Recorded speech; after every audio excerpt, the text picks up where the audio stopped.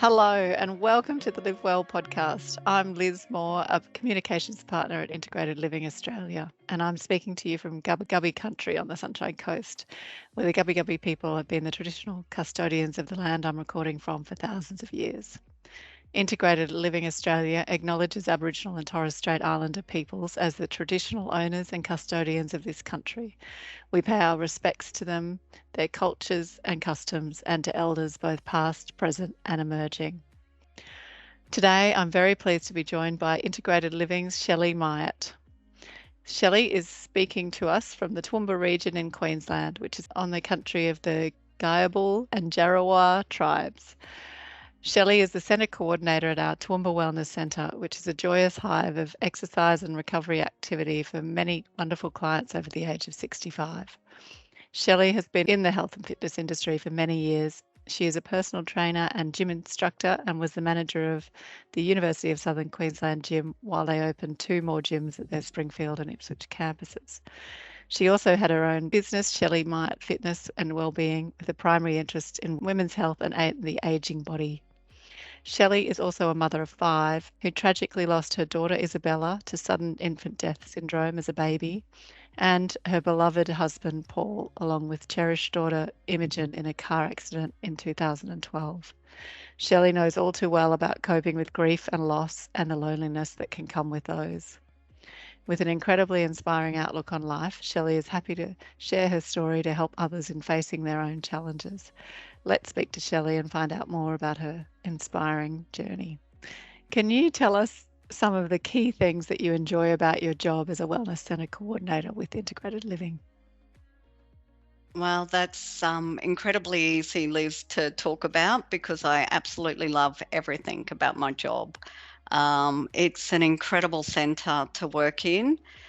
The staff and I get to encounter the most amazing people every day. It's a place of laughter, it's a place of fun, it's a place of purpose, and we get to not only share the journey of our clients when they come in with their exercise goals and what they're needing to achieve to be able to stay well and healthy and fit to live their days, but we also get to experience their personal journey in the centre as well. We get to watch their friendships form, their connections, the support, and overall, it's just a very positive place here at our wellness centre. That's certainly my experience, having been lucky enough to visit. And could you please tell us a bit about your work history before you got to Integrated Living and how it connects with what you do now? Yeah, so I've always had a real passion for fitness and health and the holistic package of it all. And so I originally became a personal trainer, teaching classes and working with people one on one. Absolutely love motivating people and helping people to achieve their goals. I then got into being a manager of a university gym and sort of got into the bigger picture stuff and absolutely loved that because we got to see how we could reach many people. We also built 2 gyms at that time at 2 different campuses, so that was exciting. And then eventually I wanted to take a real personal journey and actually open up my own gym. It was a bit of a dream that my husband had for me when I first became a personal trainer. And I think the longer that I got into the fitness industry, the more I became very passionate because I was growing older about how we age. And how we age well, but also, because I was a woman, I was quite focused about how I could help with women's health and fitness. So I started my own little business and absolutely loved that. And then from there, I landed this incredible job that I have now as a wellness coordinator for integrated living wellness centers. So I still get to, have my passion for women's health, but I also get to follow my passion with helping our clients who are all over 65 achieve their health and fitness goals. So yep, it's been an amazing journey, and I feel like I've landed in the place that I'm meant to be. Oh, that's such a good feeling. It is. And what inspired you to, or you've already mentioned it, but yeah, where did this love of health and fitness and overall well-being come from, and how has it sort of grown over the years? Um, well, I was always a bit of I loved my sport and things like that as a younger person, but actually in my 30s, I became quite ill and I had Graves' disease. And so that was that was a bit scary actually in my 30s to find myself so unwell. And I had a little family. And once I got through that, I actually said to myself, you know what? I never want to find myself in that position again. So I went on my own health and fitness journey, and then fell in love with it. Like absolutely, I loved, taking care of myself. And then suddenly I found myself at the gym, and I was suddenly chatting to other people and motivating them. And then I thought, hey, I'm going to be a personal trainer. And that's where it all started. It was a personal journey to start with, but then suddenly I found myself wanting to help others and help others to achieve health, fitness, and I guess happiness, because I think that when you're living your best life and you're feeling great, you find that joy and happiness in life. And yeah, that's where it all started. Mm, wonderful. And what have you learnt specifically from our clients being largely older Australians living in rural, regional, and remote areas at integrated living? Yeah. I think that no matter how old you are, I have discovered youth in our centre because I look at our clients and, some of them have the most amazing outlooks to life, have such passion and energy and humour and purpose. And, I think that we have this stereotype that as we get older, we lose all of that. But what I've discovered in our centre is that, the environment that we create and the atmosphere that create just brings out the best of them. And I just see that young heart every day with these amazing people. And I guess, yeah, that's probably been the most surprising. In fact, sometimes I think they act younger than I do. So it's really incredible. It's a wonderful thing, isn't it, to see that Mm, youthfulness shine through at any age. It's a very yeah. heartwarming thing. Yeah, and I so agree, and I think it's all about age is so relative to the mind, if you have that outlook and that energy, it doesn't matter how old you are, it shines through and it's a beautiful thing. Yes. And have you always lived regionally? And what does living regionally mean to you? Yeah, I have. I've been a Toowoomba lass most of my life, and married a Toowoomba lad, and we raised our family here in Toowoomba, and I love it. I love that sense of community, and Toowoomba has that huge um, community that comes together and supports each other. Um, and I think that there's a lot of opportunity in community that we don't recognise. So I love being a part of that. But I do believe, like for me on a personal level, like when I lost my husband and daughter in the car accident, it was the community that we had been in that wrapped its arms around us and gave us such a warm blanket to grieve in and to heal in, and such incredible support that from strangers, from people we didn't even know. I don't think I could ever live in a big city again. I do believe that there's a lot of power in small community. Yes. Yes. And living through those really hard times and they rally around you is something special to see or be a part of. It's very unique, and my family and I've been very lucky to have that. So, Shelley, loneliness or social isolation has become such a problem that it is now sometimes referred to as the pandemic of the older generation. What have you observed about this in your work with older Australians? Yeah, I think it is true. I think that the way that the world has been, particularly in the last few years with COVID, I think that a lot of our older population has become quite socially isolated just by, the fact that they have had to isolate to, for their health. And with that, they have become disconnected with their community, with their family and friends. Um, I think that that is changing. I'm starting to see, um, particularly with our guys, they're coming out more and more. They're getting more connected with their community. They're starting to travel a little bit more, touch base with their families. I think that a lot of our guys have been seeking places where they can feel that connection to, because they have felt so isolated.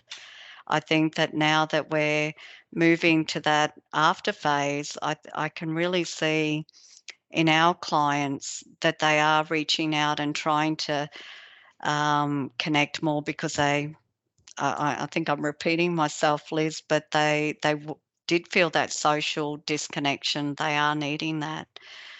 Our centre does provide that environment, and we do bring our guys together through the common purpose of exercise. But in coming into the centre, the guys are also developing some beautiful friendships, some bonds, and reforming that support that they had lost through the pandemic.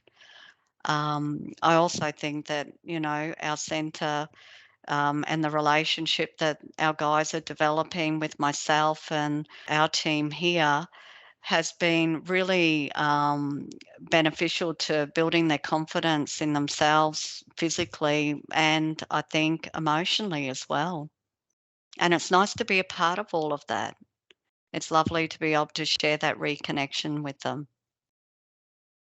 Yeah, absolutely.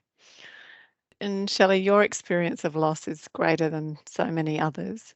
Can you please tell us a bit about that and a couple of the major things that you've learnt through dealing with such major loss? Yeah, I've had some big moments in my life. The first one was when I was in my early 20s. My husband and I lost a baby to sudden infant death syndrome. That was an incredibly devastating thing for me to and my husband to experience at such a young age.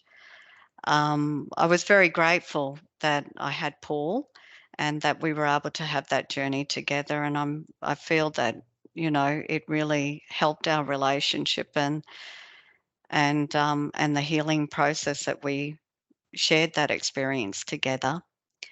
Then later in life, 11 years ago, we lost my children, and I lost my husband and my daughter in a car crash. And that was just absolutely devastating. To lose your husband and daughter in a moment, but also, to have to, you know, be there for your children that have survived was even bigger. I felt a lot of responsibility through that accident, my responsibility wasn't just to me, it was also to help my children to be able to grieve and to be able to move through things in a healthy way. That was really, really tough and very isolating because it was just me. When I lost Isabella, I had Paul, and but this time around, it was just me, and it was a big role. It's probably the biggest role that I've ever had in my life was to get my children through that time and for us to all come out of it and be a family that are happy together and okay. Wow. It's hard to imagine the scale and impact of such a loss and doing it alone, Mm. and the grief you must have been through. Can you tell us a bit or a few of the coping mechanisms that you had to get you through those early stages?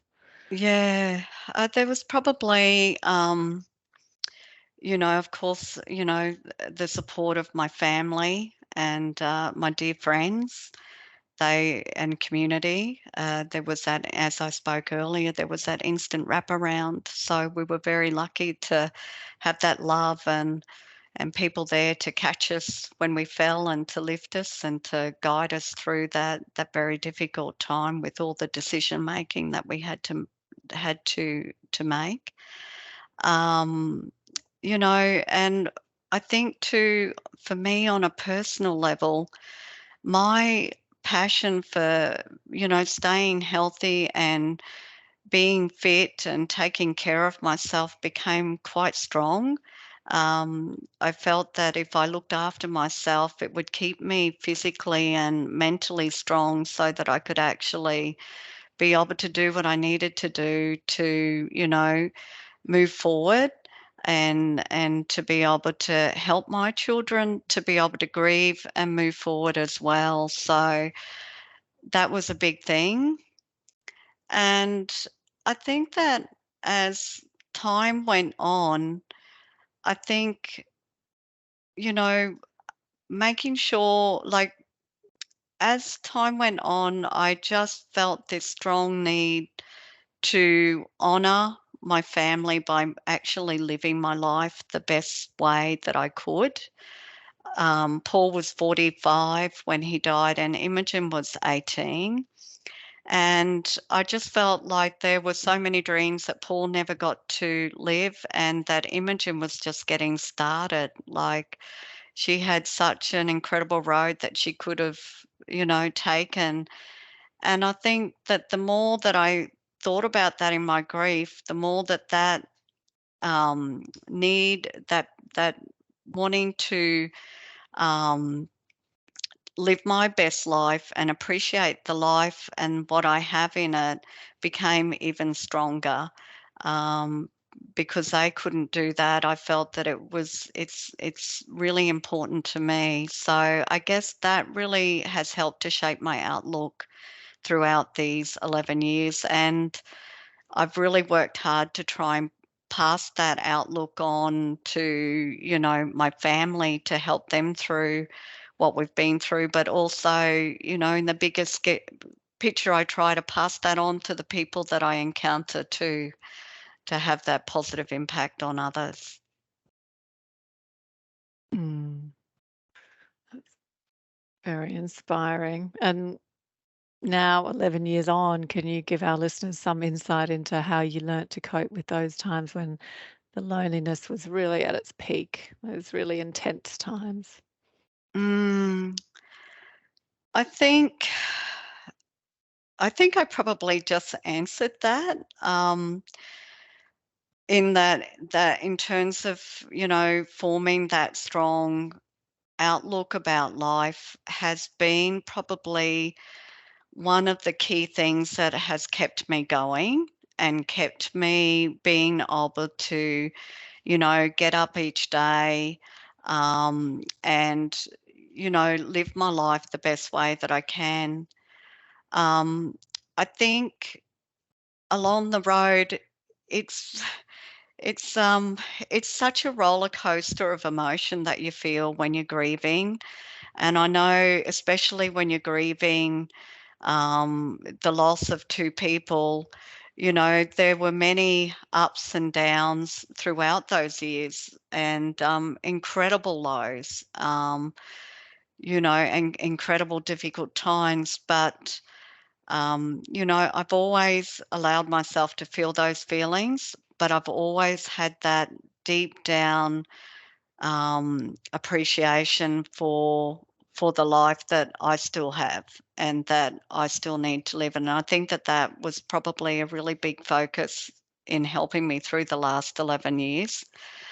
I think too, having my children, particularly in the early days, was that inspiration. Like I absolutely, I had three children to survive that car accident. And I think that for me, they were the purpose for me in the early days to get out of bed and to make sure that, I moved through my day. And I really wanted to show them that, we can still live our lives even though we're feeling this grief and we're living and experience it. Um, we can still do what we need to do to be able to live our lives. Mm. And I know you've literally just um, gone through the 11th anniversary of losing both Paul and Imogen. Can can you suggest best ways of coping with those significant times of the year, and including, the general times like Christmas and Easter, Valentine's Day, anniversaries, birthdays? How do you deal with those ones specifically? Yeah, I think that it changes over the years. It's been 11 years since Paul and Imogen passed, and I feel like every anniversary, every Valentine's Day, Christmas, all of those are different, and I think that it brings different emotion. I think the biggest thing that my family and I have always done is to try and honor what we are feeling and to trust our instincts about how we want to remember things and how we want to get through it. I know in the early days, the first Christmases and things like that, my family and I didn't celebrate at home. We took ourselves away and just had quiet family times. Um, I know for Valentine's Day, my husband was a real romantic and he loved to make a big thing about Valentine's Day, and my two beautiful daughters, really made sure that they remembered that with me. So for the first couple of years, they'd take me on a date. They'd send me flowers early on in the day, and then they'd ring me and say, "Mum, get gussied up. We've got something planned for you." And they'd take me out on a lovely evening, um, it was really, and I think that that was really special that they really recognized the relationship that their father and I had, and that was a really beautiful thing. Um, some years we don't do, we just maybe might have quiet time. I'll take some time off work and just honor the fact that I love them and I miss them, and I might just have a nice quiet day at home. For the 10th anniversary as a family, we created, beautiful gardens for them and gathered family and friends and, had a gathering afterwards and played their favorite songs and shared beautiful, fun memories that we had of them. So, and really celebrated that they lived and celebrated the impact that they had, not on just our lives, but the people that loved them too. So, um, I guess in a long-winded way, I'm trying to say is that when you're grieving, it's important to just, your love and your heart and deep down how you want to remember them. And I always say, just go with it. go with it. Don't worry about what other people think. It's about your grief, and you're the one that's got to get through it. Mm. That's so special with your daughters and Valentine's I Day. What they know. must have witnessed. It's very I beautiful. Yeah, I do feel really, and even to the point, I mean, I'm going to share this funny thing, but like Paul loved taking me out, and so every time I got dressed up for a date and I'd be walking down the stairs, he'd always stand by the car and put his hands on his hip and he goes, "You are looking hot, Shell." And even my daughters did that on the day. Like when I'd walk down the stairs, Oh, they'd go, bless them. "Mum, you look hot." You know? And I just That is think, how so lovely great. is that? That is so lovely. Like they even took notice of the funny little nuances that he said to me. It's lovely. That is beautiful. What a Mm. memory for them of their parents. It's such a lovely thing. Yeah, yeah. It set the benchmark for them and their relationships too, which is good. That's what happens. That's so Mm. he lives on through setting that benchmark and them Yeah, expecting that, not it's other lovely. things. That's Yeah. beautiful. And what advice would you have for those who think they should be over it by now, their grief or they don't have a right to be lonely because they're surrounded by all these people, but what I haven't, I shouldn't be feeling lonely, but you actually do. What do you say to people like that? Yeah, I think grief is a very personal thing, and I know just with my experience, I mean, I'm really happy and, I'm surrounded by beautiful people and I have a wonderful job and beautiful children and good family and friends. I'm active, I do lots of things. But, it's 11 years and I still grieve, and I feel that will be something that I'll do forever. I think that while I have that love in my heart, and those beautiful memories of the two people that I've shared that with, I think it's okay for me to feel grief, and it's okay for me to feel lonely too sometimes with that. But I think, I've learned to accept things and to move with that grief, but it hasn't stopped me from living. And I guess that's the biggest thing is that, I'm living my life, but, in that life, there is that element of grief and it'll always be there because that love won't change. Beautiful. Oh, any suggestions for how to help people who are overwhelmed by the idea of facing these very difficult emotions or feelings of grief and loneliness? Yeah, grief can be very overwhelming. And as you said, it can be very lonely at times. Sometimes you feel that you're the only person that is going through it. I think, trying to stay connected with family and friends is important.